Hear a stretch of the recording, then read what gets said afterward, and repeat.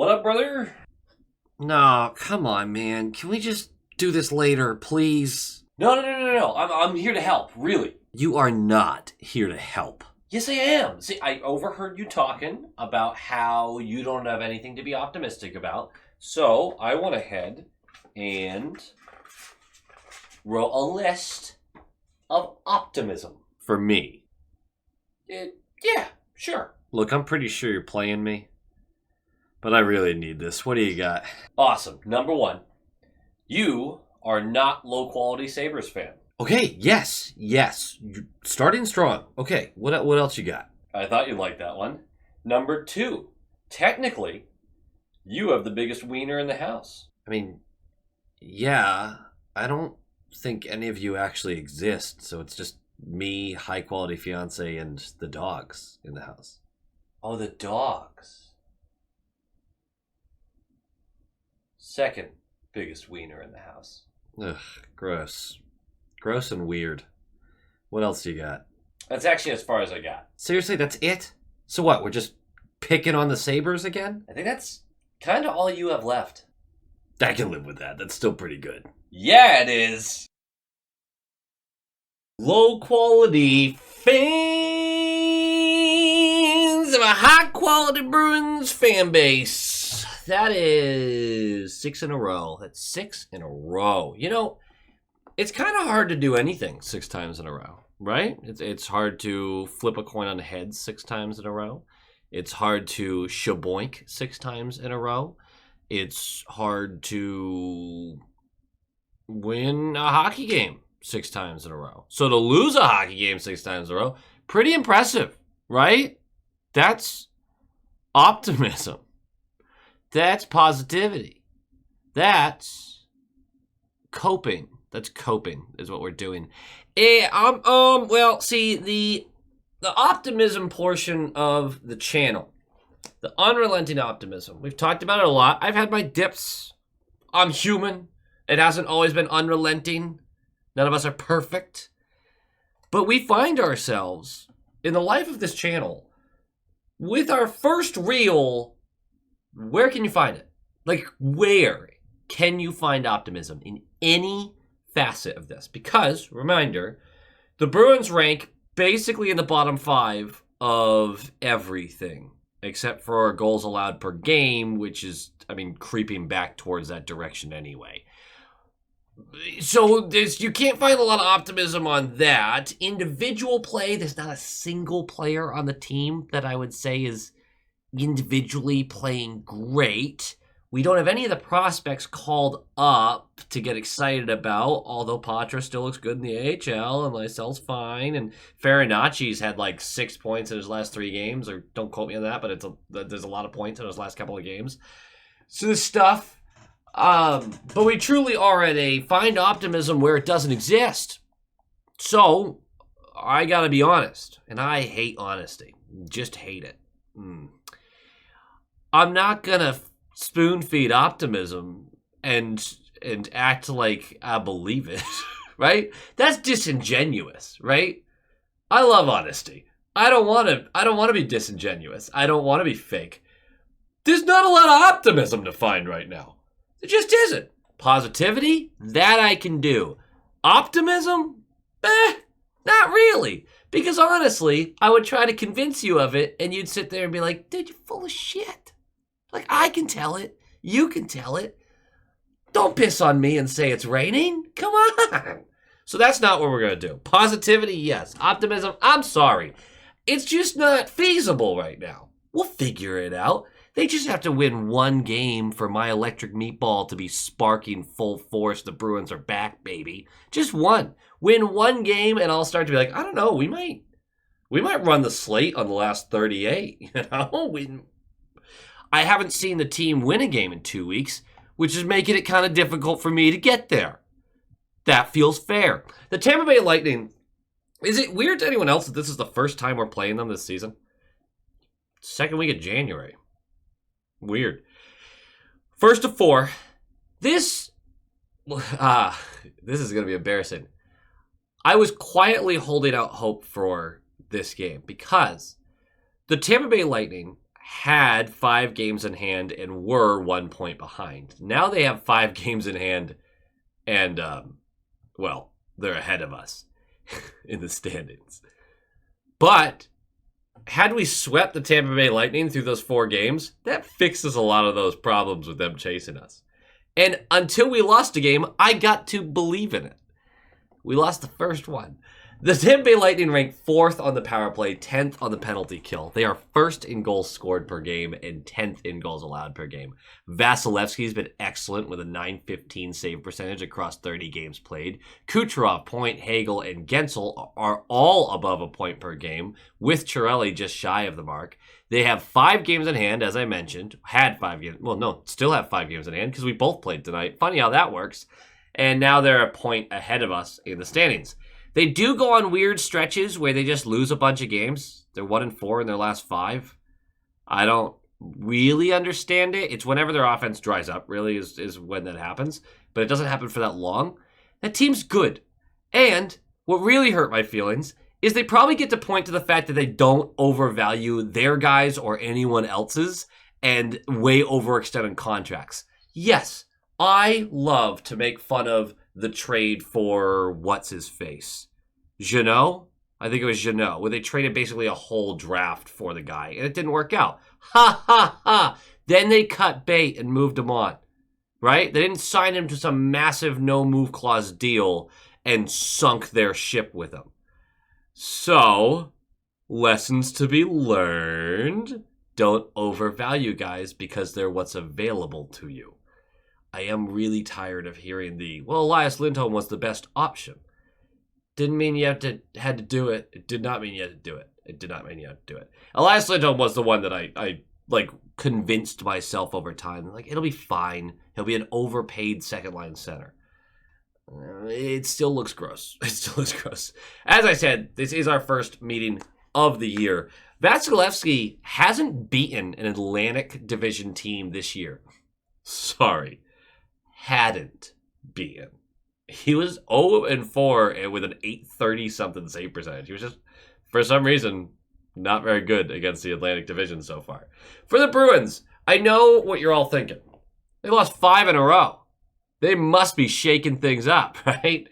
No. The lines stay basically dead set the same. Marchand, Lindholm, Coyle, Geeky, Zaka, Pasta, Kepke, Frederick. Sorry, not Kepke. I don't know why I said that. Wallstrom, Frederick, Brazeau, and then your Kostelic, Beecher, Kepke. Zadorov, Mack, Watherspoon, Carlo, Lori Peak, and then Swayman. This is another game of trying the same thing over again and hoping for a different result. But they did make changes to the power play. Lori and Brazeau joined the top unit, which I think McAvoy and Marchand got moved out, as far as I could tell. So that didn't work. That did not work. God. Before we really get into this, like, comment, and subscribe. Nailed it. Thank you to all the high quality inspectors sticking with me through this. I really do genuinely appreciate all of you so very much. Before we really get into this game, if you could, what change, realistically, would you make right now to salvage this season? Realistically. If you say trade for JT Miller, I need to know how. Peterson, same thing. With the roster needs a major shakeup. Put what it is. Because I go through this exercise all the time. And it's really hard right now. And we're going to talk a little bit more about that in the game notes. But I'm just curious how confident you guys are in this. Every time I do this, no offense, a bunch of people do put out trades that I'm like, hey, from a Bruins perspective, that's awesome. It's also super unrealistic. So just put it down. Don't worry about sounding dumb or smart. Let's just see what we got. And everybody just be nice to each other. Can we do that?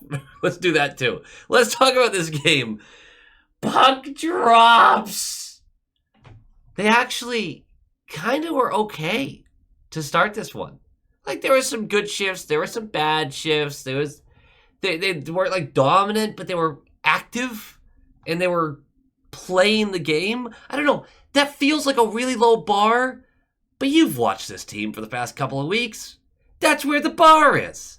8:54 in. Zaka's going to go for tripping. We go to the penalty kill. It's a great kill. It's a gutsy kill. No shots are allowed. And then, about 8 minutes later, 6.5 minutes left, Zadorov is going to go for slashing. A stick breaks. I'm going to be honest. Didn't even watch the replay. Just put my head down on the desk. I watched it live and went, his stick broke.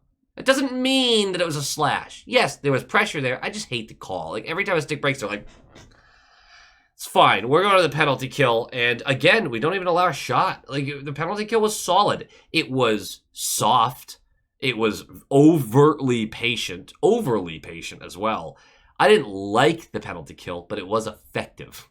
I know that's kind of counterintuitive, but I don't like a non-aggressive penalty kill where you just allow them to keep moving, and eventually find a chance. Tampa wasn't playing that well in this game. They genuinely weren't. All right, so 3 minutes left of the period. Brazeau, with an excellent play, gets Wahlstrom behind the defense with a great pass. Wahlstrom has a one-on-one with Vasi. 5-hole, door closed. It stays 0-0. That was my moment to be like, I'm done with Wahlstrom. I'm done. The third line has created a lot of opportunity, and we're going to talk about them a little in a bit too. But you've noticed them in the offensive zone a lot for a reason, but we'll get there. None of them are finishing jack shit. None of them are scoring. Brazeau does sometimes. But Frederick and Wahlstrom, you get absolutely nothing from them. We can waive Wahlstrom and see if another team wants to grab him now. I'm done with Wahlstrom. I'm done. Personally, done. Let's talk about the second period, because that's pretty much all the first period was. Second period starts, 5:49 in. Zadorov is going to go for holding. I did not like this call at all. But it's fine, we're going to the penalty kill. And with 3 seconds left of that penalty kill, we've killed it off. Zacha dives past Hagel to poke the puck out of the zone. He fails at the poking, but they call Hagel for tripping. I was like, gee, what an awful, stupid, moronic call. And then they called Zacha for embellishment, and I just realized how quickly I had jumped the gun. It was worse than I thought. It's not tripping on Hagel. It was a dive by Zacha, but a dive with intent to poke the puck, not a dive to get a call. What a moronic, unbelievably stupid call. Both of them get penalties. Doesn't affect the game at all. That's a highlight of how bad Kelly Sutherland is at his job. Just throwing that out there. 9 minutes into the period, Vasilevsky is caught scrambling as the puck takes a weird bounce that he didn't expect that puts it into the corner where the goalie can't play the puck. He skated somewhat behind the net, so now he has to scramble back. It allows Geekie to come down, select the puck, circle the net. Vasilevsky gets back over to that post in time. Geekie feeds it up to Pasta, who's at the bottom of the right circle, and I'm like, shoot. But he doesn't shoot. But this was a great decision because this is a great pass into the slot for Beecher, who's wide open, and all he has to do is not shoot at the 25% of the net that Vasilevsky is covering because he's all the way over. He had to sell out the other direction because of the earlier mistake where he didn't get to play the puck. Now, of course, what Beecher's going to do is shoot it right into Vasilevsky's chest, not only making sure that he doesn't score a goal, but that it's an incredibly easy puck to handle where there's no rebound chances. I'm kind of done with Beecher too, but at least I knew this is who Beecher was. You can go back to, especially the Short Shift podcast. I knew this was who Beecher was from the beginning. So it's fine. It's fine. 6:44 left. Hedman for interference. We're going to the power play. I wrote this before this happened. I got so nervous when this was called. That's the note I put down. I tweeted it. I went, uh-oh, here's a Bruins power play, which we've deserved a few at this point. Nothing was getting called. These refs weren't good. It doesn't matter. It didn't affect the game at all, obviously, because we go in the power play 50 seconds into it. Remember, it's a 0-0 game against an Atlantic Division opponent, a rival in the standings. You have lost 5 in a row. You need these points desperately. This team should be desperate. Lohrei has a chance in the top power play unit. Pasta, 50 seconds in, goes into the offensive zone, turns the puck over, and it gets cleared out. It gets off the wall and starts skittering slowly into the top of our slot, and Lohrei starts skating back towards it. Lohrei has a car-length lead on Brandon Hagel, and he loses that race cleanly. Like, Hagel skates by him, in front of him, and collects the puck for a breakaway. I mean a sedan car's length lead on this guy. And Hagel gets it first. Lohrei was not skating with any sort of purpose here.Lohrei's not that fast. He's not that slow. Hagel shoots wide left.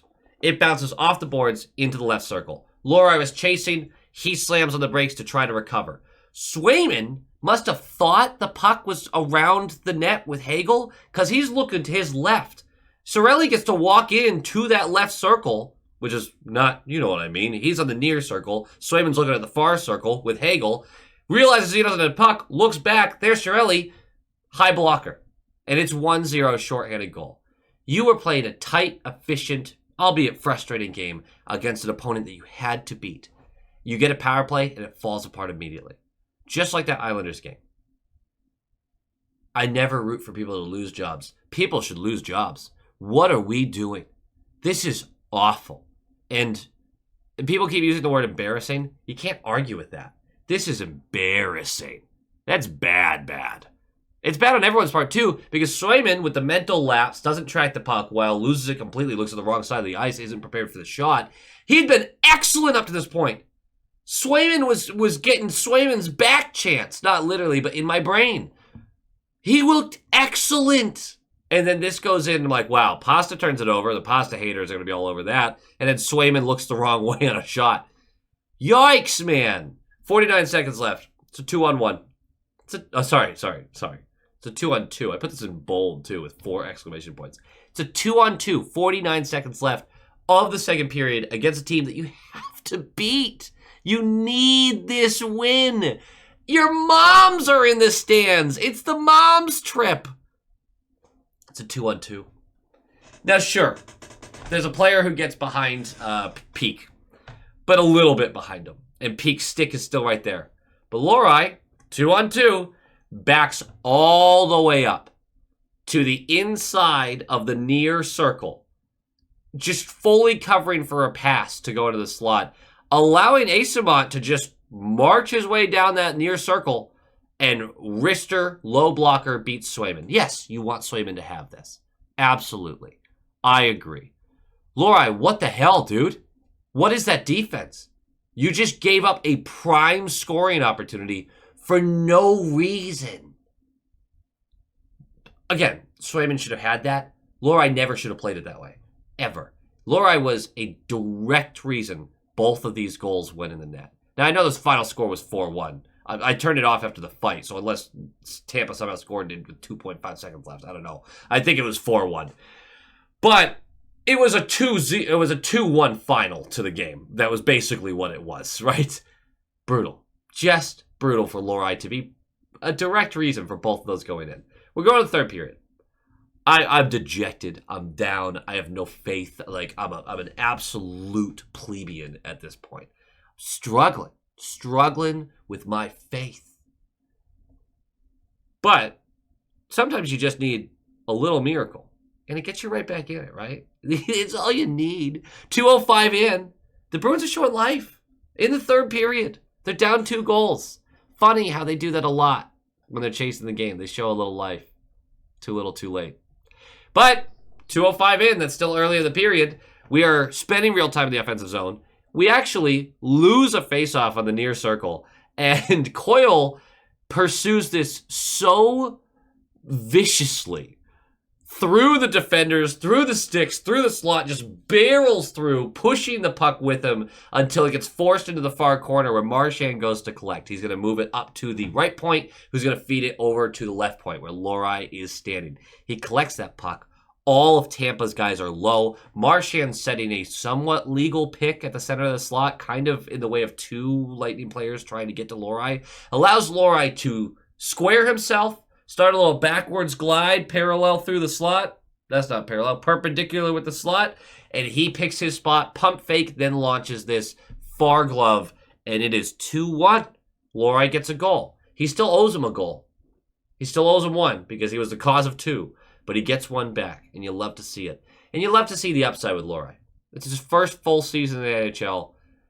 We got to have some patience here. This is why, like, if this is what it's going to be, call up all the young guys. Let them make the same mistakes. It ain't going to get worse. Like, 6 in a row? Pfft, make it 12. Who cares? I do, cares. That's as far as I got. The Bruins pushed for the rest of the game in moments. It never really came to fruition. Hagel's going to get an empty netter. It's 3-1. Hagel has been so good for my fantasy team. It's insane. And then they will get another power play goal. I'm going to be honest. There was a minute and a half left after the empty netter was scored. I was busier taking notes than watching the game. They do get a power play goal, them being the Lightning. And Kostelnik loses a fight badly to Liljegren, but he did get cross-checked in the chin right before the fight. So you gotta feel like that affects a guy. He does end up limping off the ice, too. I'm a little concerned about his health. We'll see what happens there. But let's talk about some game notes. Third line. I think I've fallen for something. And I think I mentioned it last video. I'm not entirely sure. But I did fall for something here. I kept talking about how the third line was creating more chances. They were getting more involved. They were, unless this was a ploy to raise Frederick's value, which isn't working, by the way. Yes, the third line is creating some real scoring chances. They're not finishing on any of them, but they are creating more. They're also been giving a ton of offensive zone faceoffs, a ton of them, and none of them are scoring. That's not good. Why are we handing them these? I mean, I'm looking at the coaching right now because why do you keep giving the third line these shifts in the offensive zone, starting in the offensive zone, if they're not finishing any of their chances? Well, they're creating. I really don't give a fuck. I'd rather it go to guys who can finish in the zone, who can create and finish, rather than, I get it doing it for a game or two, trying to jumpstart these guys, but we're just wasting possessions by doing that. They're creating chances. They're not finishing any of them. Who cares? It's the same result. Like, if you're going to have the Lindholm, Marchand, Coyle line was creating chances. This is going to sound biased. I swear, I feel like I sound biased because I keep crapping on Lindholm. But it was Marchand and Coyle who were creating all these chances. Their effort was off the charts tonight. Put them in the offensive zone. Make them take faceoffs in the offensive zone. The third line, you're force-feeding them opportunity, and they're failing. Why do we keep doing this? And I look back, and it's been a few games of this now. Basically, since we're like, wow, they've been looking better. They've been starting all their shifts in the offensive zone. It's easy to look better, and most of them are going back the other way anyway. So it does look like that's over. Wallstrom has dropped to the fourth by the end of the game, the fourth line, and you gotta assume that experiment is going to be done here any day now, right? It's just been bad. It's just been bad. The other game note, this is dark. This is pathetic, just like the Islander game. You get a power play, you give up a ridiculous shorted goal, and the game gets away from you. Yeah. That's actually the whole note. Gross. Let's talk roster shakeup. Rebuild talk. The roster shakeup, I had already asked the question. I want to see what you guys say. We're gonna have some stuff planned over the weekend as far as some other videos that are going to be released. Really, next week is when they'll be released, but stuff I'm working on this weekend. The rebuild talk that I keep seeing, the blow it up talk. Sorry, guys, that's not really how this one's going to work. You have 4 or 5 large contracts with no move clauses, and some of them haven't kicked in yet, which is fair, which I guess we could go into more details during a live stream coming up. I think we'll live stream on Saturday, the 1 o'clock game, just for funsies. But you can't, this isn't an easy roster to blow up at all, actually. You have some big contracts. You do have some star players. I know people are mad at McAvoy and Pasta this year for their performances. Down years happen, but these are like real franchise pillars that we are spending years of their prime in a situation like this. Launching a rebuild is really tough when you have those guys at the age that they're at. And with large contracts on no move clauses, it's not like they're easily moved for real value. This team would have to bottom out really hard. Like, you have to strip out everything you can. You still have guys who are pushing you forward and winning you more games, maybe, than you should. It's not something that's very feasible. Like, they're going to continue to try to retool, for better or worse. And we'll see how that goes. It's exceptionally difficult with the way they built this roster to rebuild. There's no cap space. There's a bunch of money spent that is locked in for years to come. That's just the way it is. So rebuild, we can say blow it up as much as we want. It's really hard to blow it up. If you want to talk about, all right, let's make some moves that's going to bottom us out for a year or two and come back, also extremely difficult, but it makes more sense to be like, we'll do a retool. We'll spend 2 years out of the playoffs as we try to get things straightened up a little bit. Very difficult line to walk, because you could end up being 15 years of the Minnesota Wild where you're either a fringe playoff team or a fringe just out of the playoff team, and you just live there forever. That existence sucks. And I really prefer we don't do that. So I don't have a direct fix. I know things that I would do right now. We'll talk about it, I think, on the live stream more so. But this is gross. The good news is, with losing 7 of 8 and 6 in a row, it does start to get funny. It does. It's a little funny. And I'm going to live in that little bubble for now. Because it's a little funny and super depressing. Go Bees. Go Bees! And now it's time to say thank you to the high-quality inspectors. I appreciate each and every one of you. There's over 100 of you at this point. And I love doing these thank yous at the end, but I think we're reaching such a volume that I have to rethink this strategy because you're all so incredible and so supportive. But this is getting really long, and there's got to be a better way, right?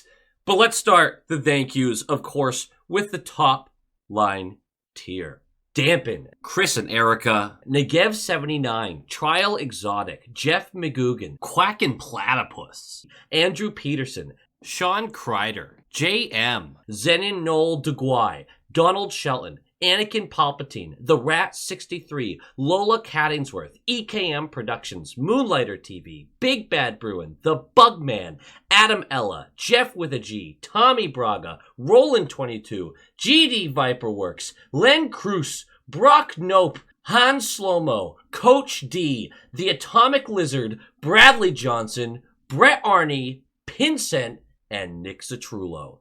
Thank you so much, each and every one of you. You're absolute legends of this channel, and you're very appreciated. And now, of course, to our all-star tier members. Lorenzo Wood, Jake Brower, Penny Pasta, Levi Catalani, Boston Stringler, Bagel, JG's 12, Mark S., Jacob Pratt, Nightmare Eco, John Kirk, Ann Hustis, Joel, Heil E. Coyote, Darren Woodbury, Abraxion, Michael DePaulo, Wolf Warrior, Vinny, Adrian Winter, Tupton D. Tashi, Bruin Smash, DeKingery, The Only Newts, A Tasty Snack, Dutes 42, and Jeremy. Absolute stallions, every single one. Thank you for supporting the channel. Thank you for being a part of the channel. I cannot express my gratitude. Go Bees.